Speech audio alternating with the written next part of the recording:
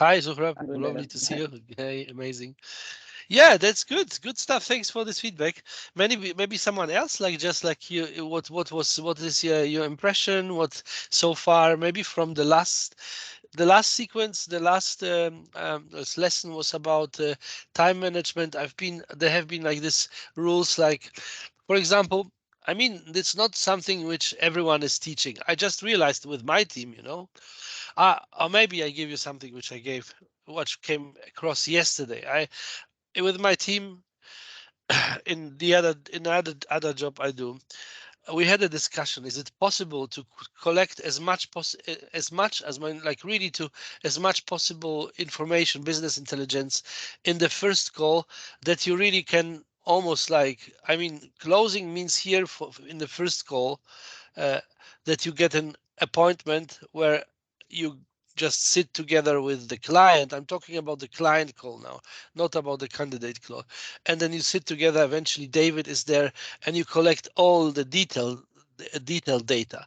So it's pretty similar what we are doing, because we have a second call with a pre-sales engineer and regional sales manager, who is like then explaining the details, the technical details. Like you have your details, which is about the candidate and everything what you need to know about the company and what they would like to see in a new candidate and so on.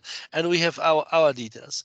And there was a discussion going on. It's if this is possible to create this kind of a conversation in the first call, that you get like enough information which is like really satisfying to get to the second call, so the prospect doesn't flake. But not only he doesn't flake, that he gave away already so much that you absolutely know almost everything what he wants to have, what he doesn't have. And especially because I work with you, and I really emphasize that you will be successful. I've seen even in the management of like something like a bias. They think that when you call someone who is completely cold, like I mean completely cold, is someone who you don't know, you haven't spoken before, you are not able to create this conversation in the first call. That you will be just able to, I don't know, maybe pitch quickly and then set up an appointment on something. This is wrong. This is wrong. The most important thing when you call someone the first time, it's really no big difference between when you call someone who you know or you don't know. It's just a bit about you catching the IOIs, what I call indicators of interest. One of the biggest indicators of interest is when he starts answering your questions. Once your prospect is starting answering your investigation questions, like discovery questions, this means he's somehow interested.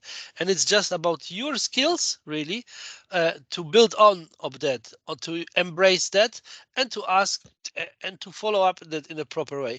The only person who can make it wrong here is me, like is you as a caller. You just, if you feel into this conversation with the prospect in the first call, and you think, yeah, I don't know each other, it's a little bit of difficult. Once you do the entry right, and he starts answering your questions, it's a big IOI. This is a big IOI, and usually you can then extend the time of calling. You don't have then 2 minutes, maybe you have then 7 or 8, and he will tell you more. Just my experience. But who wanted to say something? This is like Alessia. All right, okay. Any comments on that? Anything which any clarification? Do you have any questions to that? Do you think I'm right? Or do you think I'm just like coming from because some people in my company, they think I'm coming from another star. No, this is not impossible. I mean, this is what I To be learned. honest, Yeah. to be honest, Damian, I wanted to refer what you're saying Yeah. at the moment, because this phrase and this word that you explained to us actually kind of change a little bit like my approach, in the sense, Yeah. okay, this week I was sick, so it was a kind of Yeah. Yeah. a very Okay. negative week. But in general, when you say that, because I go stuck like a lot, like in the Uh-huh. research side, like Yeah. trying to get Uh-huh. more information as possible, whatever Yeah. they need, what language they were needed, like all these kind of things. And I used to spend a lot, like just I don't know, sometimes half an hour just to understand, okay, what I had to say, what I had to, how I can approach this person. But then you said like you don't know anything, you don't want to know anything about the company unless like just like the think what they do, Yeah, but just you need to discover. So how you will do like to discover like in a call? So yeah, just forget everything and just yes, like talk and ask. So this kind of approach is not because I want to call to get the meeting, or like the mentality I want to call because I want to say something, yeah, but just yeah, I want to understand how you work, and if we can collaborate. It's kind of a different approach in my mind now, like that I'm trying to use, and actually I think it works, because otherwise you finish to get stuck like on totally other focus, yeah, and then you feel this pressure even for the call, because the main goal has to be like the meeting or whatever, the interest of the person.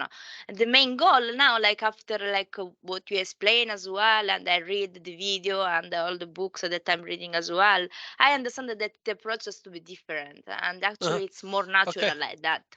Yes, yes, yes, yes. It's what It they. became more Yeah. natural because there is less pressure, because you're just asking. Yes.